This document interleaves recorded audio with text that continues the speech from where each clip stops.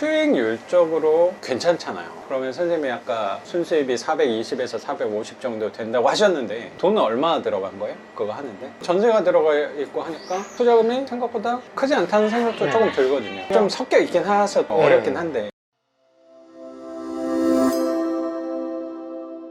많이 알리고 싶더라고요. 내 성과 난 거 플러스 내 인생이 변하는 걸 느꼈잖아요. 저 같은 경우 고등학교 때부터 이렇게 얘기를 해보면 흙수저도 저 같은 흙수저가 없었거든요. 아버지가 암에 걸렸었고 그때 내 생계를 유지하기 위해 살아남기 위해 바빴던 애가 갑자기 어느 순간에 또 사고가 나고 그러면서 바닥을 계속 쳤던 사람도 갑자기 어느 순간에 부동산 자산으로 따지면 거의 20억 조금 넘더라고요. 대출은 무조건 포함이겠지만 근데 이거는 올해는 대출도 자산이니까.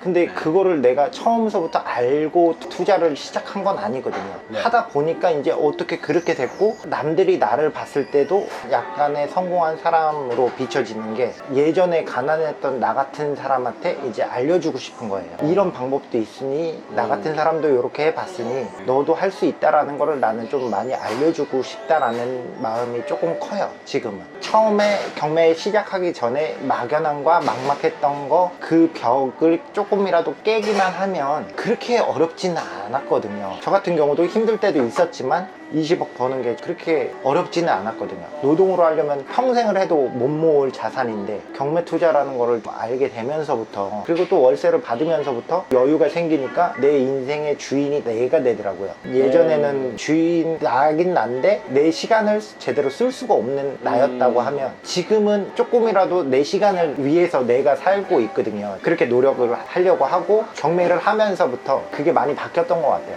내 시간이 중요했던 사람이고 온전히 나를 위해서 살고 싶다라는 게 이제 조금씩 커지더라고요. 그게 이제 그러면서 이제 직업도 반도도 큰 충격은 없겠구나 이제 마음의 준비를 하고 있죠. 그거예요.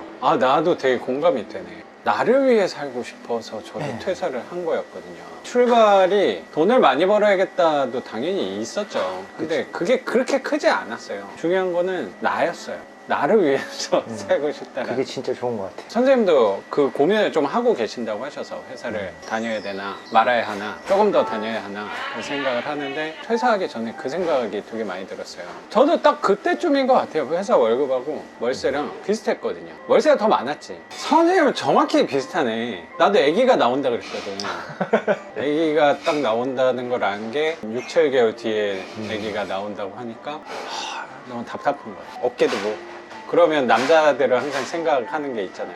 처자식은 내가 좀 책임져야 된다는 무게감이 분명히 오잖아요. 그러면 애기 나오고 나서는 바꾸기가 더 어려울 것 같은 거야. 그래서 와이프한테 얘기를 하는 게 애기 나오기 전까지만 나를 위해서 좀 살아보겠다. 애기 나오면 나는 이제 가족을 위해 평생을 살 거니까 딱 한 3개월만 나를 위해 좀 살아보겠다. 그 결과가 좋던 안 좋던 나는 이제 가족을 위해 살겠다 해서 그 용기로 회사를 그만둘 수 있었던 것 같아요. 저도야 아이한테 되게 감사하거든요. 그 용기를 저한테 줬으니까. 아이가 나오지 않았다고 하면 생각도 못했어요. 왜냐면 선생님도 그건 좀 공감할 거라고 생각하는 게 회사 안에서의 불편함도 분명히 있는데 회사 다니는 게 그렇게 나쁘지 않았거든요. 그때는 안정화가 잘 돼서 회사 월급도 잘 나오고 월세도 월급에 준하게 받고 있고 그때 와이프도 일했거든요.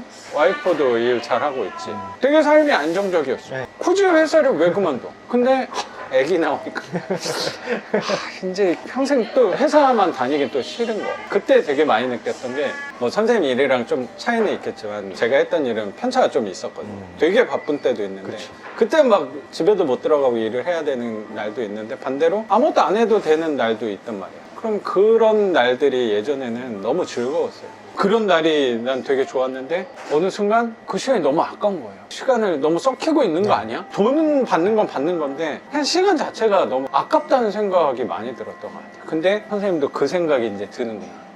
그 생각이 원래는 없지 않았는데 이제 점점 커지는 거죠. 그 생각 맞아. 자체가. 맞아요. 그게 되게 커져서 나는 선생님한테 좀 뛰쳐나올 수 있었잖아.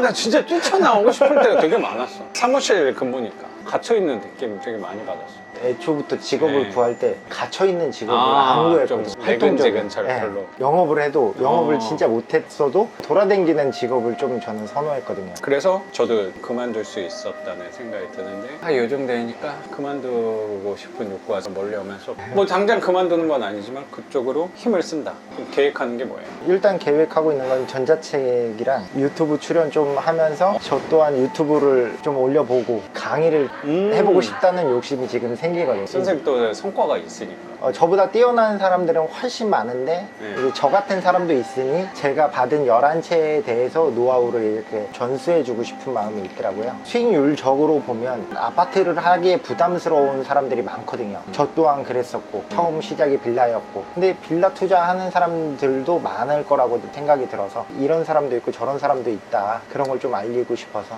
그렇죠. 수익률적으로 괜찮잖아요. 그러면 선생님이 아까 순수입이 420에서 450 정도 된다고 하셨는데 돈은 얼마나 들어간 거예요? 그거 하는데? 전세가 들어가 있고 하니까 투자금이 생각보다 크지 않다는 생각도 네. 조금 들거든요. 좀 섞여 있긴 해서 어렵긴 한데 마이너스 1억으로 시작을 해서 9채까지 만들었고 그 다음에 돈이 모자라서 다시 한번 낙찰을 받고 그걸 또 전세로 돌렸었고 투자금도 확 땡겨가지고 이제 플러스 P를 만들어서 또 그 투자금을 가지고 또 월세를 한 채 더 늘렸었고 그 다음에 주식을 조금 해서 수익이 조금 났는데 그래서 지금 다시 원점으로 거의 돌아왔고 월세 받는 걸로 플러스 P를 해서 만들어서 땅을 순수 자본으로 투자를 했던 게 있거든요. 그러니까 땅 총 해서 보면 한 5천 정도 들어가 있는 것 같은데 그게 지금 월세 땅에 5천 들어가 있다고. 그렇게 해보면 지금 저는 또 마이너스 1억 원이 채워져 있거든요. 제 통장에. 그럼 결국에 투자하면서 들어간 돈은 1억인 거네.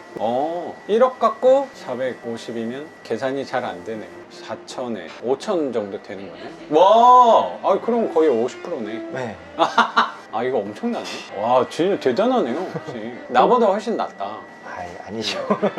수익률적으로는. 근데 또 대출도 많이 나온 것도 있고 대출 금리가 조금 남들보다 저렴했던 것도 있고 이래저래 제가 그거는 환경이 선생님이 좀 좋아- 일하는 직업의 특성상 공무원 기준으로 대출을 좀 받을 수 있어가지고 네. 그렇죠. 선생님이 유리한 부분은 잘 빼먹었네요. 네, 그런 것 같아요.